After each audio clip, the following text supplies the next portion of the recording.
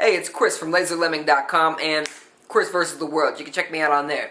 And today I want to talk about E3, specifically Sony at E3. Now, ever since May, when Microsoft announced their Xbox One, there's been a lot of controversy going on. DRM, used game restrictions, online requirements.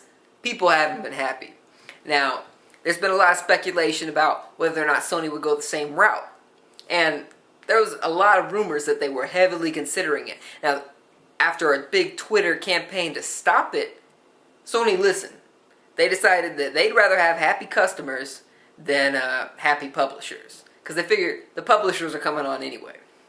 Now, on Monday, during the E3 press conference for Sony, they pretty much just got a big list of all the crappy shit Microsoft's doing and said, we're not going to do this, we're not going to do this, we're not going to do this, we're not going to do this.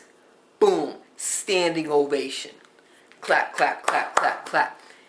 But Sony pulled a fast one on us. All of us. Me, you, little boy Blue. Here's what they did. Everyone's clapping. Everyone's clapping.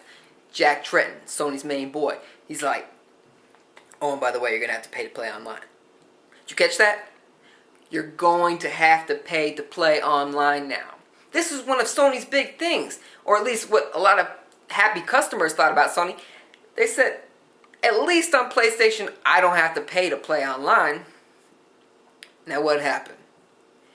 People have been so ingrained into thinking how horrible it would be to have to be online to play a single player game on the Xbox One, or to not be able to sell your games, or if you can lend it, you can only lend it once. So people haven't been happy. And everyone's been so caught up in whether or not Sony's going to do this stuff that they were overjoyed that Sony didn't fuck us over the same way Microsoft is trying to. That's what's wrong with this industry. That's what's wrong with this industry. Everybody gets so used to getting screwed over. Think about it. Think about it with DLC.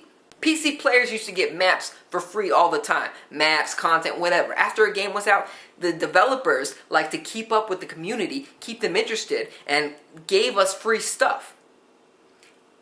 That made us want to buy new games. That doesn't happen anymore. That all started with the Xbox 360, really. And so what's been happening is gamers have been getting accustomed to crap. It's like the metaphor of the frog in boiling water. Now what happened was Microsoft was slowly picking up the heat. They first thing they did, they charged to play online with Xbox Live Gold, right? That was the first thing they did. Next thing they did was the big DLC push. No free DLC under the 360. At least very rarely. But what happened with the Xbox One was they just kicked up the heat way too fast. No more used games, no more giving games away. You're going to have to connect online all the time. We don't want you doing anything that doesn't pay us. It's too fast. Too fast for people. They needed that slow simmer. So what happened was people got pissed. Microsoft's in trouble. Now, Sony was able to use this hatred, this burning hatred of all things Xbox One, and just say, oh yeah, we're not going to do that.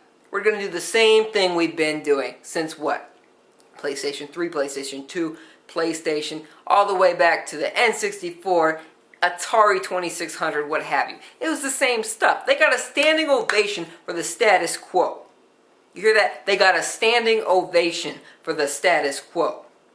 Now, it was funny. It was fun. It was a big to Microsoft, right?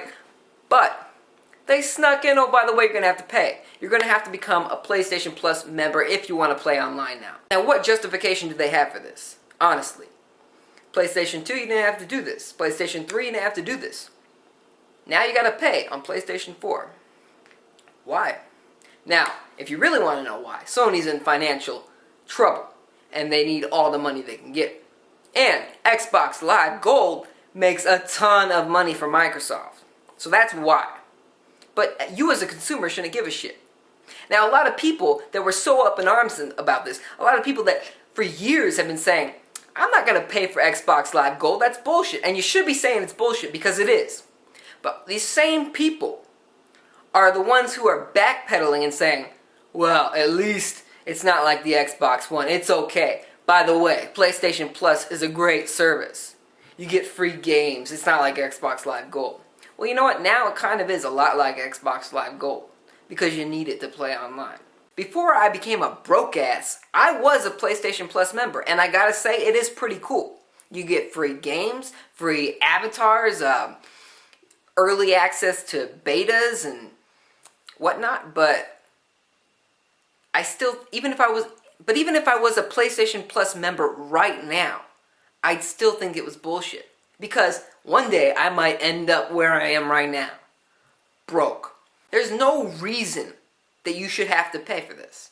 It's peer-to-peer multiplayer. That means that Sony isn't footing the bill for dedicated service. It's just your PlayStation versus their PlayStation. That's it. That's what Xbox Live Gold is. It's not worth it. Let me tell you a little story here. Back in 2000 and something, you'll see the number below, but back in 2000 something, Microsoft tried to get PC players to pay to play online. They tried to bring Xbox Live Gold to the PC. And they tried to bring the fee along with it. Guess what the PC community did? They said, fuck you, Microsoft. I'm not paying for something I've been doing for years. Years before you ever did this on the first Xbox. Guess what Microsoft did? They dropped the fee.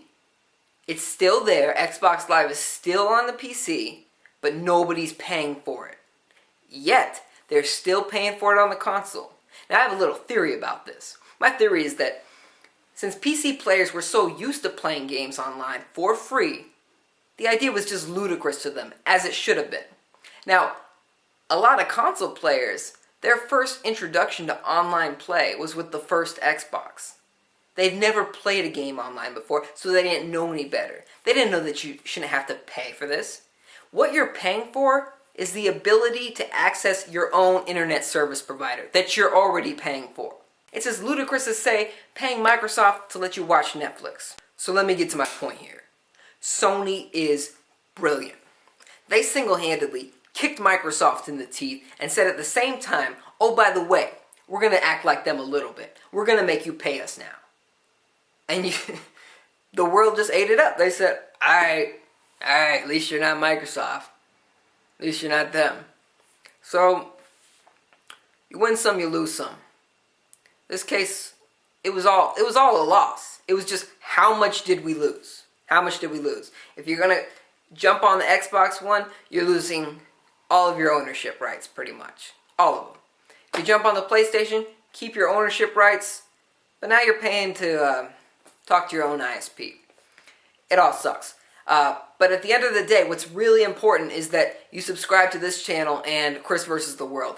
Lots of great content coming. And already there. I got me running around in a gecko costume in public. How many times you see that? But anyway, that's the video. Thanks for watching. Chris out.